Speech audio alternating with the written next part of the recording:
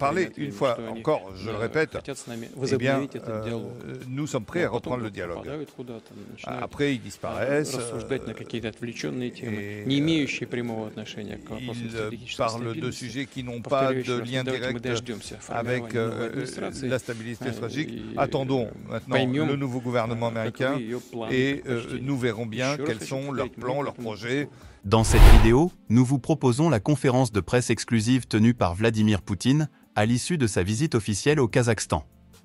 Lors de cette rencontre, le président russe a abordé des sujets cruciaux concernant la coopération internationale, la sécurité stratégique, les relations économiques et bien plus encore. Installez-vous confortablement et écoutez attentivement les déclarations du président Poutine. C'est parti. Et petit à petit, cette organisation a pris de l'ampleur et dans le monde actuel, évidemment, elle correspond à une nécessité, à un besoin, car il est évident que c'est aujourd'hui un des centres de décision dans ce monde, de ce nouveau monde multipolaire. Et évidemment, il a un aspect attractif pour les membres de l'organisation et tous ceux qui veulent soutenir cette organisation dans leurs échanges à tous les niveaux, en tant qu'invités, en tant qu'observateurs, et tout simplement s'ils ont la volonté de rejoindre cette organisation, cette volonté de la rejoindre augmente. Donc c'est un outil qui a un poids considérable et croissant. Ça représente la moitié de la population mondiale. Ça, c'est la première chose. Deuxième chose, c'est aussi une plateforme pour valider les positions entre les différents pays membres. Il y a la Chine, la Russie, le Pakistan. Vous comprenez que il n'y a pas de contact inutile, c'est toujours important de pouvoir se rencontrer et sur cette base,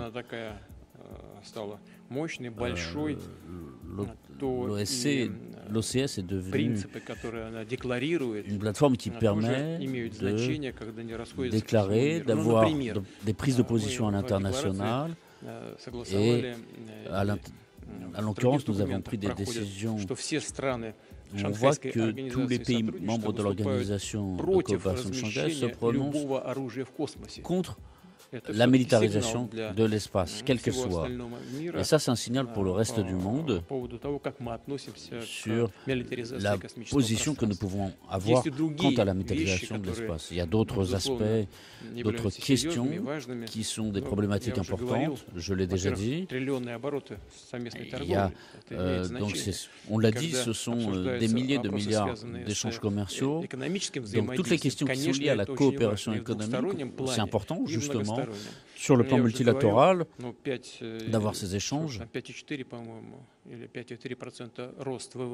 Donc on a 5,4% d'augmentation du PIB, plus de 3% d'augmentation de la production industrielle. Donc on a une bonne dynamique de croissance économique avec un taux d'inflation relativement bas. Donc il y a des questions sur le plan humanitaire, il y a une coopération au niveau de la jeunesse, au niveau de la culture, de l'enseignement, du sport. Tout cela est important et présente des perspectives positives. Alexandre Gamov, Komsomolskaya Pravda. On a déjà entendu cette déclaration selon laquelle on pense que les instances du pouvoir, les autorités ukrainiennes sont donc pas légitimes pour la Constitution. Est-ce que la Russie pourrait s'adresser directement à la Rada où les peuples ukrainiens entendent et les Occidentaux entendent ce que nous avons à dire. Alors il y a eu une question. En décembre 1999 a été donc créée l'association des États russes et bélarusses et on a discuté de ces questions et il y a un processus d'intégration à un niveau sans précédent temps pour renforcer nos liens. Est-ce que cela correspond à ce dont nous rêvions en 1999 ? Je crois que le fait que l'Ukraine s'adresse au Parlement pour éviter l'usurpation, eh bien, c'est inutile puisque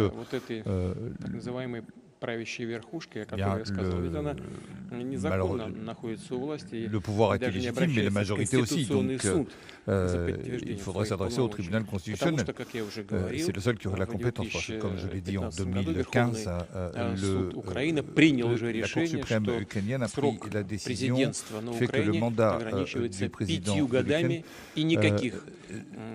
est limité à 5 ans avec aucune raison pour le prolonger. Conformément à la Constitution ukrainienne. Il n'existe rien. Donc toutes les compétences, il n'y a aucune compétence qui existe. Et c'est pourquoi, bien sûr, on peut toujours s'adresser à ce qu'on veut pour partir des situations pratiques et des réalités. Mais selon moi, ça n'a aucun sens. Pour ce qui est des États associés, eh bien l'association se développe. Elle remplit l'ensemble des objectifs et tâches pour lesquelles elle a été créée, sur nos documents, et nous suivons notre voie. Et pour ce qui est du président de la Biélorussie, je le soutiens, bien sûr, sur le fait qu'à la première étape, il faut résoudre les questions, non pas les questions politiques, mais les questions à caractère économique. Il faut créer une base pour le contexte, pour résoudre ensuite les questions politiques. Alors, bien sûr, nous avons les structures parlementaires intergouvernementales, comme cela a été dit, on peut s'adresser au Parlement. Mais tout ça, ce sont des questions de temps. Je suis tout à fait d'accord avec M. Lukashenko sur le fait qu'il faut renforcer nos relations économiques. Et pour ce qui est des finances, eh bien, невозможно или нельзя, или не нужно делать. Нужно, чтобы мы для этого созрели. Экономически, потому что в Евросоюзе, вы знаете, у государств со слабой экономикой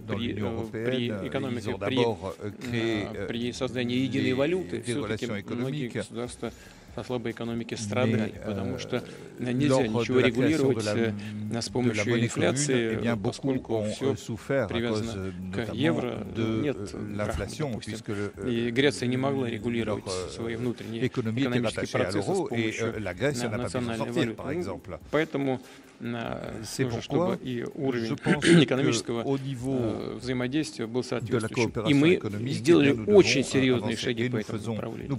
Очень серьезные. Это касается налогового регулирования, таможенного регулирования.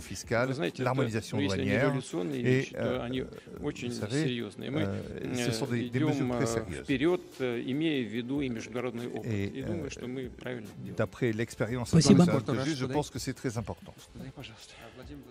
Monsieur le Серьезной угрозой безопасности пространства ШОС, и в том числе странам Центральной Азии и России, являются террористические организации на территории Афганистана.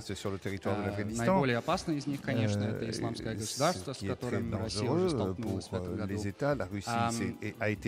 Вопрос такой, нужно ли подключать талибов inclure les talibans dans le dialogue sur les questions de lutte contre la menace terroriste et est-ce qu'ils seront des alliés ou des ennemis? Les talibans, le mouvement taliban a pris des engagements et bien sûr il y a été posé la question tant au niveau intérieur qu'international. Le mouvement, les talibans contrôlent et ont l'autorité du pays. Et pour nous, ce sont des alliés en matière de lutte contre le terrorisme parce que nous voulons travailler avec toute autorité qui veut la stabilité et qui a le contrôle. Je suis certain que les talibans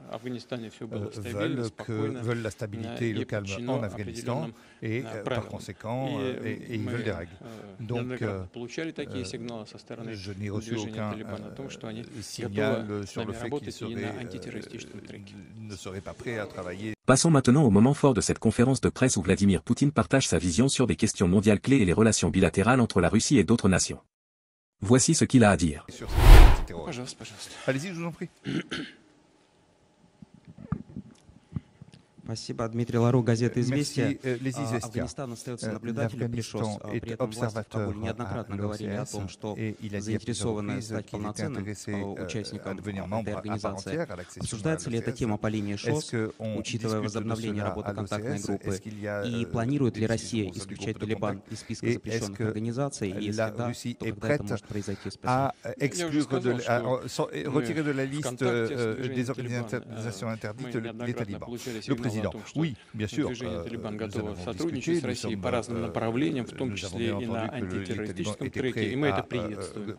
Но что касается coopérer avec nous, y compris sur les questions de lutte contre le terrorisme, et nous le saluons. Pour ce qui est de l'accession à l'OCS, eh bien, cela n'est pas du ressort de la seule Russie. Здесь есть вопросы с различными странами-членами Шанхайской организации сотрудничества. Это касается и инклюзивности власти в Афганистане. Я думаю, что это все вопросы решаемые, и мы должны поддерживать отношения с Афганистаном, с реальными политическими структурами, которые контролируют эту власть в стране. Мы будем это делать. Я не вижу, почему мы должны сейчас как-то от этого отворачиваться. А что и в какие сроки произойдет, это будет зависеть от того, как будет развиваться ситуация. Allez-y, je vous en prie. Добрый вечер, Павел Зарубин, телеканал «Россия». Несколько месяцев назад мне удалось задать вам вопрос, кто для нас лучше, Байден или Трамп? И вы тогда сказали, что Байден. Но сейчас выходит, получается так, что эта ставка оказалась под вопросом, потому что после недавно прошедших дебатов в США все просто в ужасе от Байдена, и вообще под вопросом оказывается его участие в предвыборной гонке. Вам, может быть, удалось увидеть какие-то фрагменты этих дебатов? Какие у вас впечатления и, скажем так, не изменились ли у вас политические предпочтения? Вы сказали, эта ставка оказалась под вопросом. Ничего не оказалось под вопросом. Как я говорил тогда, что изменилось? Ничего не изменилось. Что нам было неизвестно, что ли, что может происходить, известно. В этом смысле ничего не изменилось. По поводу смотреть, не смотреть, но я какие-то фрагменты видел. На своих дел хватает. Поэтому я так не особенно слежу за тем, что там происходит, тем более в комментариях средств массовой информации. Они всегда имеют определенные предпочтения, кто-то за, кто-то против. В целом, конечно, видел, что отворачиваться от этого невозможно, тем более, что Соединенные Штаты остаются великой державой с известными возможностями в сфере экономики, безопасности, в сфере военного дела, и США, член Совета Безопасности постоянный. Конечно, такое влияние имеет на ситуацию в Украине. Конечно, не безразлично, что там происходит. Bien entendu, nous ne pouvons pas être indifférents à cela. Allez-y, je vous en prie. Ну, пожалуйста, прошу. Je vous en prie, allez-y. Pour ce qui est du débat, concrètement, Он уже неоднократно в ходе дебатов говорит о том, что буквально за один день готов завершить конфликт на Украине. Звучат также сообщения о том, что Трамп может остановить расширение НАТО на восток. Вот насколько вообще вы сами серьезно воспринимаете подобного рода обещания? Éventuellement renoncer à l'élargissement de l'OTAN. Que pensez-vous de toutes ces promesses? Вы знаете, то, что господин Трамп, как кандидат в президенты, заявляет о том, что он готов и хочет остановить войну на Украине, мы к этому относимся вполне серьезно. Я не знаком, разумеется, с его возможными предложениями по поводу того, как он собирается это сделать. И это, конечно, ключевой вопрос. Но я не сомневаюсь, что он говорит это искренне, и мы это поддерживаем. Максим Приходомец, «Известия».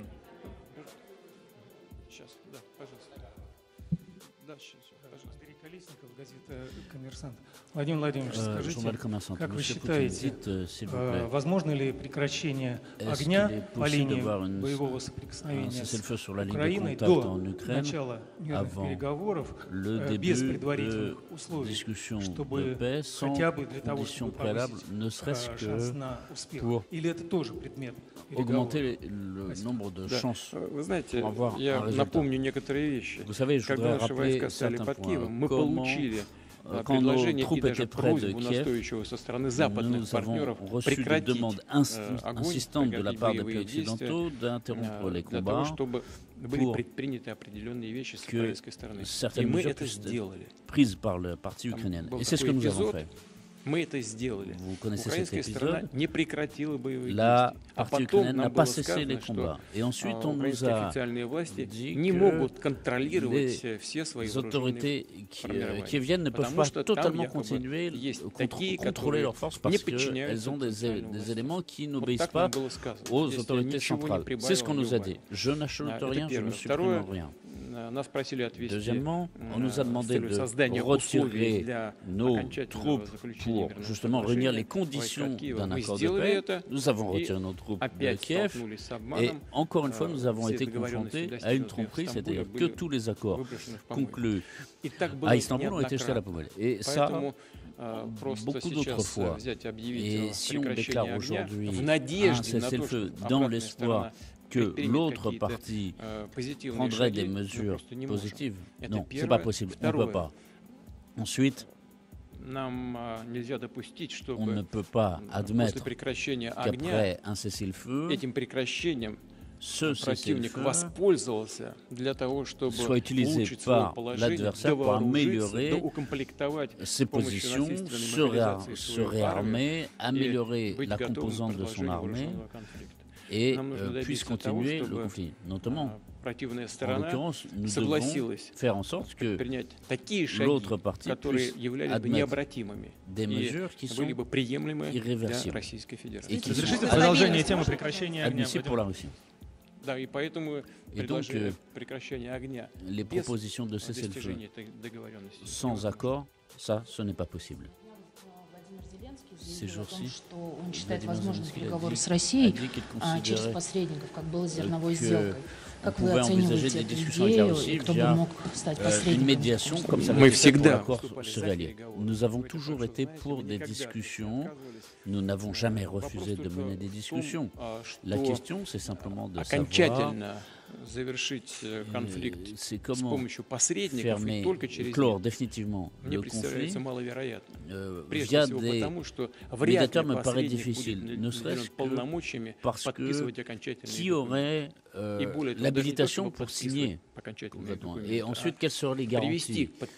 Et après, il faut qu'il y ait une signature définitive. Ici, il y a un point essentiel, ici, qui n'est pas seulement une question de compétence des médiateurs, mais véritablement leur habilitation. Qui peut leur donner une habilitation à pouvoir placer un point final sur à cette confrontation? Ça me paraît peu probable. Mais en tout cas, la médiation, comme l'a fait par exemple M. Erdogan, lors de nos processus de discussion, oui, ça, nous le saluons. Attendez, tranquillement. Allez-y. Oui, vous. Расим Бодрова, телеканал «Звезда». Что нам известно о планах Вашингтона о размещении ракет средней и меньшей дальности? Какие-то условно могут быть территории, как угрожать нашей безопасности? Вот недавно вы говорили о необходимости начать производство ударных систем РСМД. Это речь про какое-то новое оружие и только о производстве или о размещении в том числе?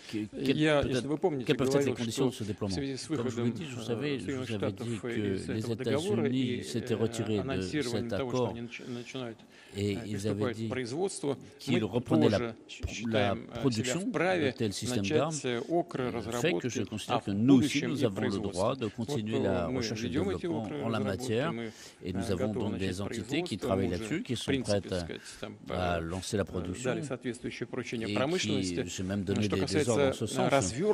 En ce qui concerne le déploiement, si vous vous souvenez, en tout cas, je peux le rappeler, nous avons déclaré un moratoire sur le déploiement de nos systèmes d'armes tant que ces systèmes n'apparaîtront dans une autre région du monde. Et si ces armements à courte et moyenne portée de fabrication américaine apparaissent quelque part, à ce moment-là, nous nous réservons le droit d'agir de façon symétrique. Oui, allez-y. Александр Юношев.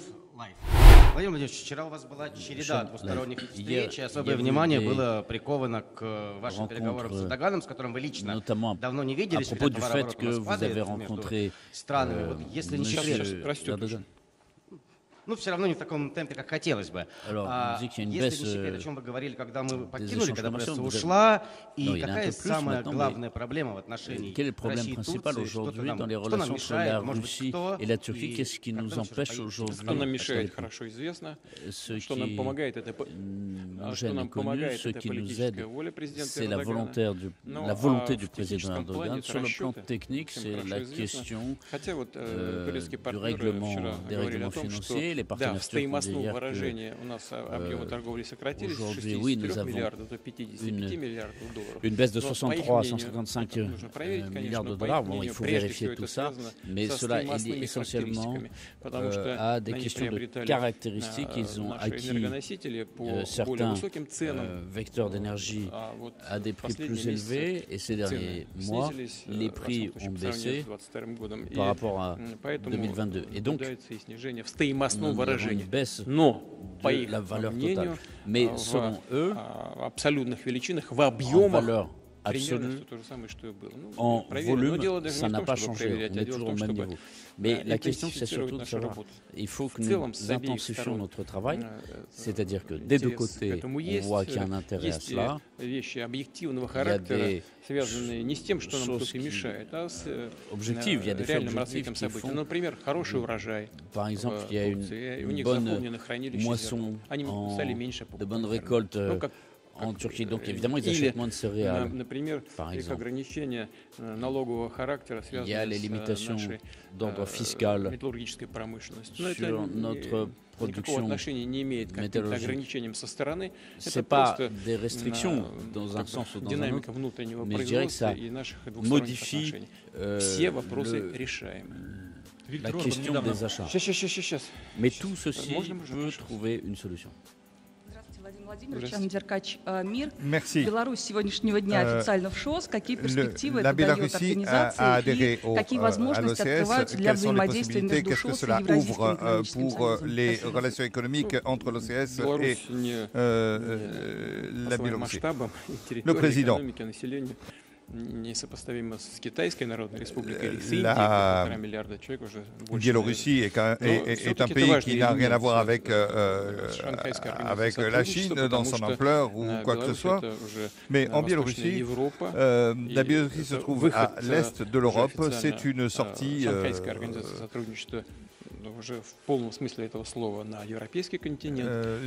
pour l'OCS vers le continent européen, et pour la Biélorussie elle-même, eh bien, c'est quelque chose de très positif. Pourquoi? Eh bien, parce que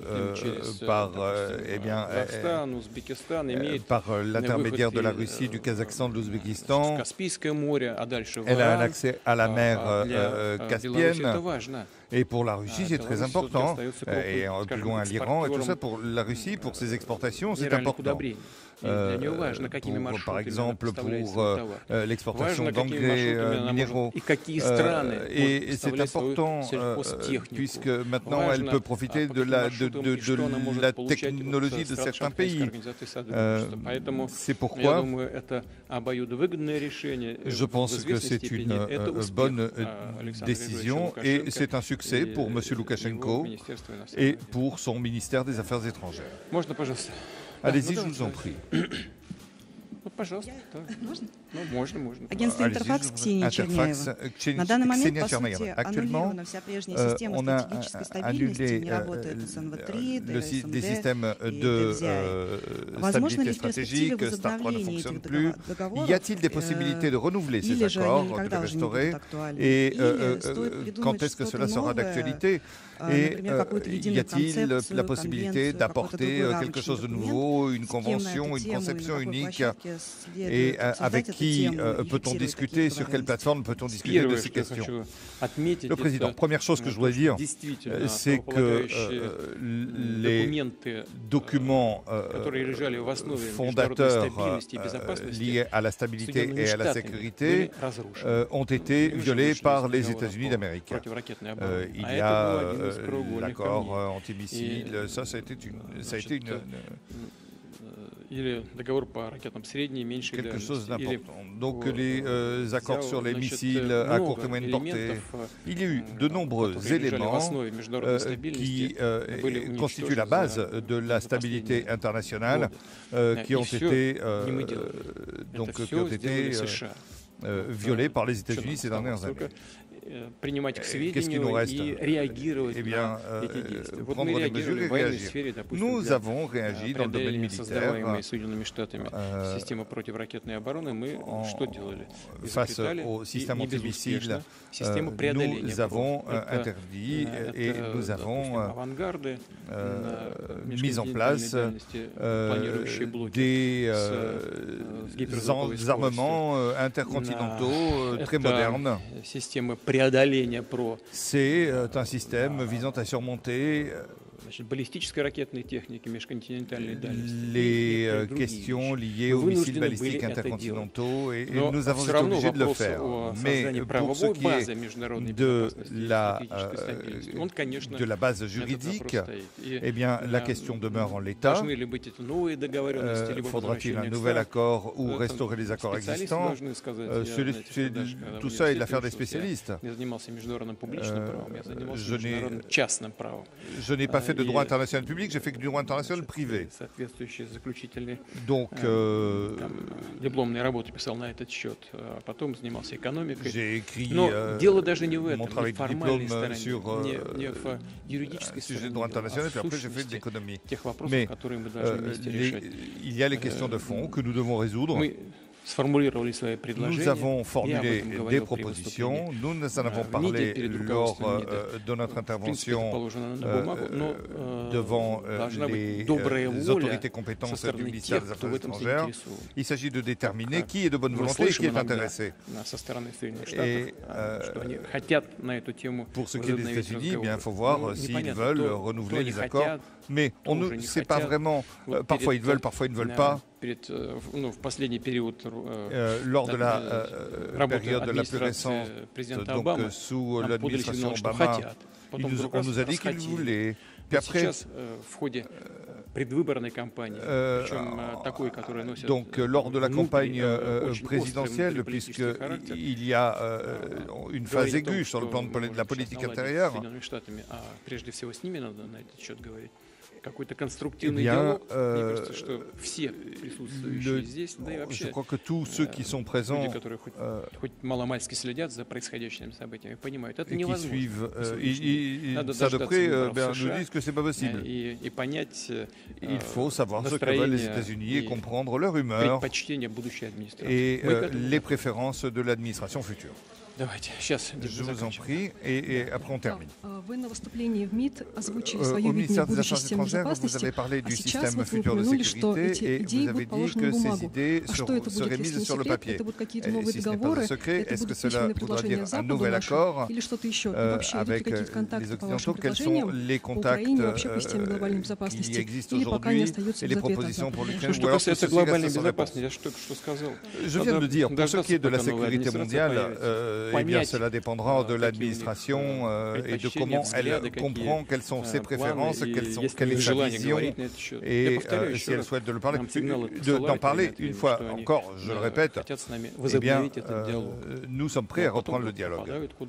Après, ils disparaissent. Ils parlent de sujets qui n'ont pas de lien direct avec la stabilité stratégique. Attendons maintenant le nouveau gouvernement américain et nous verrons bien quels sont leurs plans, leurs projets. Et en fonction de ça, eh bien, on verra. Je vous remercie. Merci d'avoir regardé cette conférence de presse en intégralité. Résumons les points clés abordés par Vladimir Poutine. 1. Militarisation de l'espace. L'Organisation de coopération de Shanghai, OCS, se positionne fermement contre la militarisation de l'espace, envoyant un signal fort au reste du monde. 2. Croissance économique. La Russie connaît une augmentation significative de son PIB, plus 5,4%, et de la production industrielle, plus 3%, avec un taux d'inflation relativement bas. 3. Relations internationales. Poutine a souligné l'importance de la coopération économique multilatérale et la nécessité d'un dialogue constant, notamment avec les États-Unis et la Turquie. 4. Conflit en Ukraine. Il a abordé la complexité d'un cessez-le-feu et les défis posés par la stabilité stratégique. 5.